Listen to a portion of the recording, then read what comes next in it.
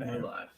What is up, guys? Welcome back to Monday Trends with Megan and John. What's up, Megan? Hello, good morning. How was your Easter weekend? It was amazing. It was really busy. I feel like hosting holidays is just a tough task in itself. Is it?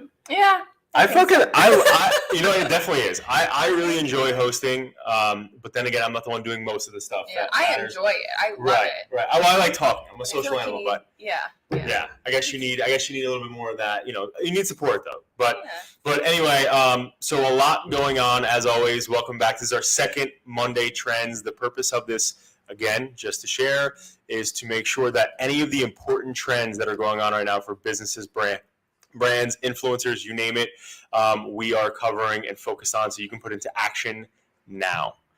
So tune in every Monday, 11 a.m. We're going to be going over these trends. Megan, what do you got first? What are we starting off with here? Oh my gosh, there's a lot going on, but I think one thing that's really important, and this isn't necessarily a trend, but it's something that every business, anyone with a website should be prepared for, and it's the fact that come July 1st, Universal Analytics will be gone. And then 6 months later, your Universal Analytics data will be gone.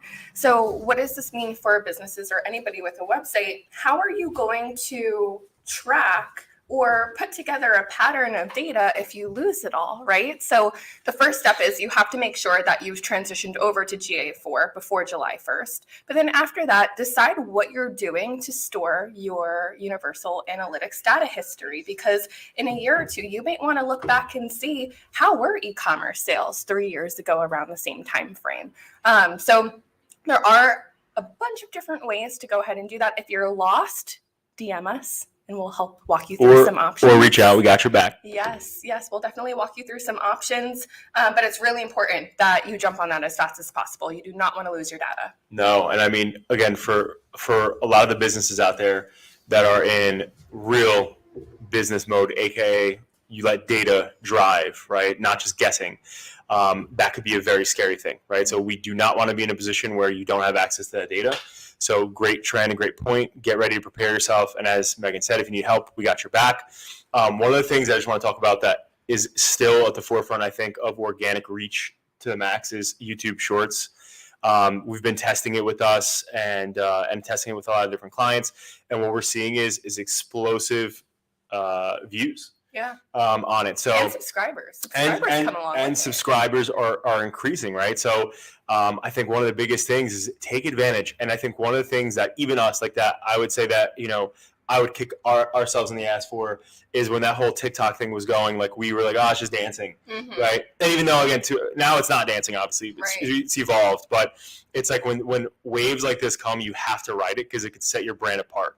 And that's why right now YouTube Shorts is huge. Again, you know, the videos that we're seeing that are going really viral are 15 seconds long, 30 seconds long.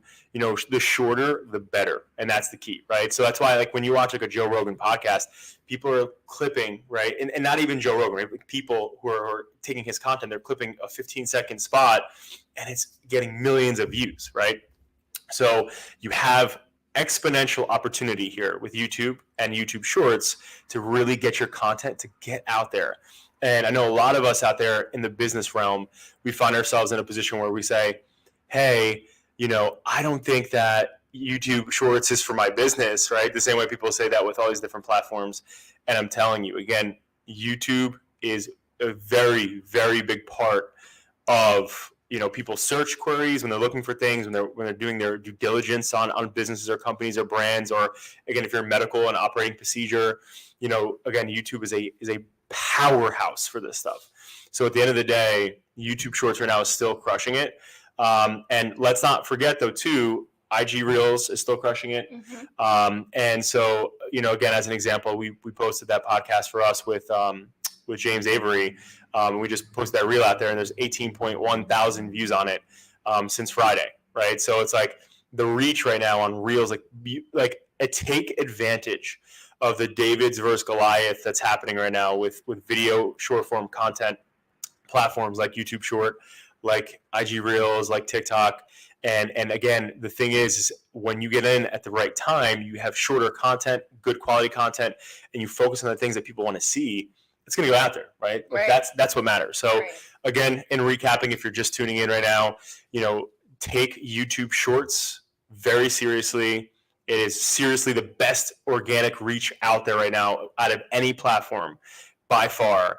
And then obviously do not forget about the IG Reels, because that's still booming as well as TikTok. So make sure you incorporate those 3 things into your business.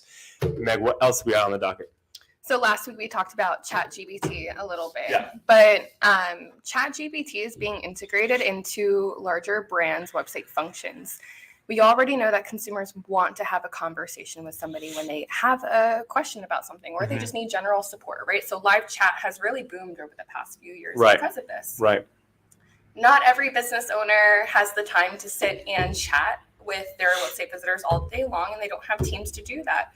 Expedia actually just integrated ChatGPT into their live chats, and it is helping their visitors build their dream vacations. And it's pulling in all of these more so than your automated live chats could have done before, right? Because now it's really pulling in recommendations, not just from what Expedia as a business gives it to answer, but it's pulling in all of the information that's out there in the internet to help their visitors have this really unique and personalized experience building a vacation, which you get really excited about. And then why not book it on Expedia, since that's the tool that just helped you kind of visualize this dream vacation. So find ways to integrate ChatGPT into your business. Live chat could be the first way that you integrate it into your website. And I think, just to piggyback on that, it's a great point, and it's so wild the times that we're living in. Like, a robot is going to tell you where you're going on vacation. Right. Just picture that. Like, AI is going to tell you where you're going. A computer, better yet, is going to tell you where you're going or what the best vacation is for you. And one of the things that's so fascinating about this is, when you look at, like, just for the past, I would say even the past 10 to 15 years, AI is not anything new, right? Like, that's why reCAPTCHA has created forever ago, because they wanted to make sure that you weren't a robot. That's why you're click on the red lights and click on the bicycles. And it's like, this is not new stuff, but the way that the tech is being used now is far more advanced. And it's just crazy, because I was watching in my morning mastery this morning, I was watching something out there where they were talking about, like, everything that you see somebody, like, even like Tony Robbins or somebody that's a huge influencer, things that they say that you might love, they didn't like, there's nothing that hasn't been said since people have been on planet for however many millions and billions of years, right? So anybody that somebody says is inspired from somebody else, right? In theory, right? So when you think about what this AI is doing now for ChatGPT or whatever, it's like, when you think about that, it's just gathering data from the internet that's already existing, right? So it's just pulling trendy things that people like to do on vacations if you have a certain thing you like. So, like, that's why these things are so damn smart, because it can access the world's internet information in milliseconds. Right. And I want anybody that's watching this to understand how that could benefit you. And last week we spoke briefly about, actually not briefly, very in-depthly about how ChatGPT and AI for your business, if you're a content creator or if you're an agency or if you're just a normal business, how it's not replacing a marketer. What it's really doing is building a fundamental foundation to the content you want to have built or whatever you want to have written that it can produce for you, right? Because in most cases, it's not producing a finished product. You have to change it and tweak it.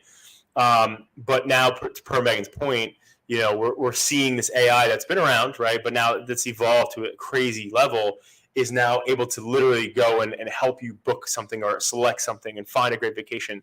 And that's pretty interesting. So think about how that can affect your brand, right? If you're in the fitness space, if you're in the real estate space, if you're in sales, how can something like that help build a foundation for your business? In most cases, it can, right? So think about how you can deploy that. And one of the biggest things I think is important to do is Google how that could work for your business, right? How can ChatGPT work for, a real estate company or work for a fitness company, and see what other people are doing out there, right? Success leaves clues. So if you see another agent or another doctor or whatever the case, a lawyer is out there in the world successfully utilizing tech like AI and ChatGPT to their advantage, see how you can do it, right? To be in the game, you got to play. Or figure out how it can enhance it too. Like if you already have a process or a system down, but you've heard your customer say, "Oh, I really wish that XYZ was available." See if ChatGPT can do it for you and just enhance the process you already created. 100%. One of the things that I saw that literally, again, we're always proponents of collecting data here, but one of the things that's wild, okay? So we're always talking about search engine, right? And how important search engine is. And one of the things that we said, I think it was in like 2019 at one point, we were saying to our clients, like, you know, Google changed the algorithms like over 2,000, 1,800 times. And I was doing some research this morning, and just, again, every morning we're always looking at the tech, what's going on. And in 2020, Google made 4,500 updates to its algorithm. That's crazy. Now, just picture that, right? Like 4,500 changes to its algorithm. So people out there who are doing it yourself or who have somebody doing it for you, whatever the case, these are the things you have to understand that you're up against when your competitors are ranking or / you start to lose ranking, right? Because there are so many damn changes that Google has been making. And honestly, as much as a pain in the ass as it is, I love it because it has to keep everybody competitive, right? And you got to think and understand that for some components that there's some good to that, right? Because for the people who, you know, in the past, I remember we're going back to like 2010, the early days of adapting social. You know, it's like those people who just went out and bought a bunch of domains, right? Like real estate, Point Pleasant Beach. They were ranking because they had the literal term in their domain, and that just fucking worked. But what we started to see over time was that Google was like, no, that's too easy. We're not going to let you buy a 1099 domain for the year and be able to rank on our platform and just stay there, right? Because for in the past, the people who just had a longer website history typically outranked everybody, right? And all that stuff. And they didn't even have to have the best SEO. Literally, it was domain history and what your domain name was, right? That was relevant for searches. But now, again, we're seeing ourselves in a world where your website, right, needs to compete in a game, in a world where the most popular search engine, aka Google, has changed its algorithm in 2020 over 4,500 times, right? And the interesting part is when you look at the years prior to that, it's just significantly less. So it's only going to change more and more and more and evolve. But I think the biggest thing that we have to understand, you know, is literally it's not going to stop changing, right? And so you have to be at the absolute forefront of search engine. In most people's businesses, they are absolutely having their customers search for them on major search engines. If you're a restaurant, people are Googling, and if they don't know who you are, you don't have walk-by traffic, right? If you're not blessed to be like in a busy city like New York, right, which used to be way busier, but if you're not in a crazy busy city like New York, then you don't have the foot traffic. It's like having a business in the desert if your website is not getting proper search engine or search traffic. So again, just for people that are just tuning in right now, in 2020, Google made 4,500 changes to its algorithm. So you have to stay competitive. And again, search is how most businesses, better yet, find, you know, get more customers, right? Again, and I want to just distinct the difference between the two, because I think a lot of times people don't understand the difference, is when you're marketing on social media, right? And I'm going to give a quick example. If I'm a surfer, which I'm not, but if I was, and I was shredding the waves, right? Which I don't, I would be somebody like, so if I'm Googling and I'm looking for a surfboard, right? So I'm searching, boom, I want a surfboard, here we go. I'm a hot buyer. I'm on a search engine, I'm doing research, I'm in my due diligence, right? Now, if I saw a Facebook, Instagram, TikTok, whatever social media ad that was for a surfboard, I might say, this is cool, but I'm not in the market right now for a surfboard, right? So I always want business owners to understand and brands to understand the differences between the two, because it's very different, right? You have one who's a hot buyer, either just doing their due diligence or / ready to buy, right? I'm searching, I'm doing my research, right? Like Google and major search engines like Bing and Google and all that other stuff, that's where due diligence is done, right? And that's where people want, businesses pay top dollar to be found in a due diligence period. That's what we want, right? That's what we want. We want people, when they're thinking about something, for you to be there, right? So the bottom line is Google is due diligence / hot buyer. When you look at social media, that's brand awareness. And again, there are ways to do targeted ads and do whatever else, but I always like to just generalize it as it's more so branding, because even if you're looking, again, I could be a surfer, but I'm not. But if I was, and I'm sitting here on Facebook and I already have a surfboard, I just bought a surfboard, and you serve me an ad, okay, cool. Now I've heard of your brand or saw your brand, but I'm probably not going to buy, right? So you can look at it, right? If your marketing dollars, which in most cases for small businesses are really tight, right? We have to be frugal and smart with every dollar wherever it goes. In most cases, right, that would be a wasted dollar, right? Because if you have a finite amount of resources financially and you need those dollars to go far, right? It's being the due diligence period, which is where people are on search, right? So whether you're doing SEM, search engine marketing, or you're doing SEO, it's important that you are there because that's where people are searching. So yes, Meg, what else you got? Do you remember a few years ago when a ton of brands started to redesign their logos to be more simplistic? Like Burberry did that. Dunkin' Donuts took off donuts, right? MasterCard. Exactly. Yep. Well, now maximalism is coming back and brands are starting to redesign their logos again to stand out in a very heavily minimalistic market right now. I mean, when you look at, even in the grocery store, right? Any store, you go in and you're looking at all of the different brands and logos. They're all really simplistic and minimalistic, right? So how do you stand out amongst a sea of minimalistic logos? Right. Pepsi just redesigned their logo, and the CMO made a comment sharing that, the simple minimalistic logo really wasn't aligned with who they are as a company and their marketing now, which is really disruptive and out there. And you have to do a lot to get people's attention nowadays, which isn't a minimalistic approach, right? It's a maximalist approach. So it's possible that we're going to see other major brands and smaller brands start to adapt to this maximalist rebrand. Well, I like to say when I'm creating content, I would consider myself a maximalist. Yes, I would ask Rob and Megan, right?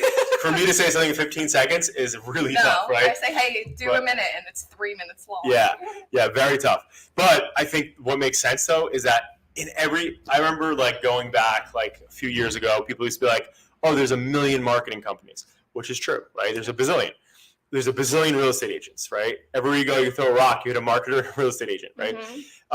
Amongst other things, or salespeople or insurance people. And I think the difference is that because most industries are now so crowded, right? It's like a minimalist logo or brand. Like you're not like Apple, which I fucking love that company, right? But Apple perfected minimalism. They perfected minimalism in design, in software, in just their brand, like everything. But like everybody knows Apple, so like it doesn't matter because they're Apple. They built themselves that way. But even over the years, like their product colors used to be really simple, right? Like the space gray, the silver, the gold, and over the years they started to introduce more color. So they found a way to tie in this maximalist, bold outlook into their minimalist design. Right. And I think my point is that when you're starting something new, right, when there's so many people that are in your competitive landscape, if you have something super minimal, it's hard to portray that, right? Because your logo, your brand is supposed to say what you can't when you're not in the room, right? So that's why, again, behind us, right, it says adapting social. Most people come to us, and again, that was a long time ago, but when I made that, I wanted people to know we were a social media company, right? We do much more than just social media, but that's definitely, most people come to us like, oh, adapting social media, like, they're like, well, it's a social media company, right? But it gets that conversation going. If it was just the wings, and the AS in the middle, right? People might be like, what the hell is that, right? So at the end of the day, I think that's a really good point, Megan, to bring up, because in the world we're moving into, things are going to keep changing. And I think that's the point of being a brand or being an entrepreneur or an influencer or somebody in sales that needs to build a brand, is that you have to keep changing with the waves that are coming in and the different tides, because at the end of the day, the one thing that we see about this world, right, just the way you're saying maximalism is coming back for brand, I think it's going to come back with long-form video and long-form content soon too. I think so too. Because at the end of the day, there's only so much depth you can get from scrolling and watching 15, 20-second videos all the time, where, like, again, this morning, I watched an hour-long video, right? And I like to think I'm a little bit of a old soul, right? So I like to like sit there and read and watch things. So I was sitting there watching a video in the background while I was reading because I like to be fucking super stimulated. But I'm watching and reading, and I was watching an hour-long video, and there were so many great things that this guy, Jim Rohn, was saying that I couldn't imagine being somebody else, like most of this generation. I'm not even to say Gen Z or just us millennials, but there's so much of like those videos where you see somebody say something really good, it's 15 seconds long, and you're like, what else did he say? Like, that was totally so fucking good. And in most cases, right, it's a teaser to get you to the podcast, right, like a Joe Rogan or whatever. But this guy died, like he doesn't live anymore, so he's not alive anymore. So it's like that one video that I saw that was like a 15-second video going off on something. I was like, damn, that was fucking fire. Like, I want to watch the rest of that, but we normally can't. So I think that Maximal. What's it called? Maximalist? I was like Maximilia. The Maximalist, I think, is also going to come back for content as well. At least I hope, especially for good educational content that's going to help people, motivate people, and push people and inspire people. Yeah, I hope so too. So I don't have to keep cutting down your videos. Yeah, I know it's tough. It's tough. All right, guys. Well, listen. So that's what we got for trends. Every Monday, 11 a.m. Eastern Standard Time, we're going to come on here, talk about the things that are really trending right now. To recap, if you're just seeing this, you're just tuning in. We talked about Google and the search console changing the algorithms 4,500 times in 2020 and staying competitive. We talked about staying relevant in the things, in the waves that are coming in right now, and the waves for social and content is YouTube Shorts. Do not miss that. YouTube Shorts is absolute fire, but don't forget about IG Reels as well as TikTok. The Megs. And then we talked about Expedia integrating ChatGPT into their live chats. And then Universal Analytics. Remember, our time is coming up with Universal Analytics. So by July 1st, you need to have your GA4 tag. And then 6 months later, you need to make sure that your data is stored. So reach out to us so that we can help you or answer any questions that you have. And brand going back to maximalism. Did I say that right? Yep. Maximalism. Word of the day for me. But brands, so we all know that, again, over the past couple of years, brands went down to minimalism. But now in a crowded space, people can't say who they are anymore with just a little easy logo. So that's coming back. But everybody, thank you so much for tuning in. If you care about a business owner, share this with them. And we just want to thank you for your time and attention today. And, I gotta always end off with a positive motivation Monday here, obviously, because on Mondays, got to take advantage of this. But one of the things that really hit me over the weekend was that it takes more energy out of you to think and be negative than it does to be positive, right? And in some cases, right, it might even take the same energy. So why think negatively? And I think one of the things that we're talking about here today is about change.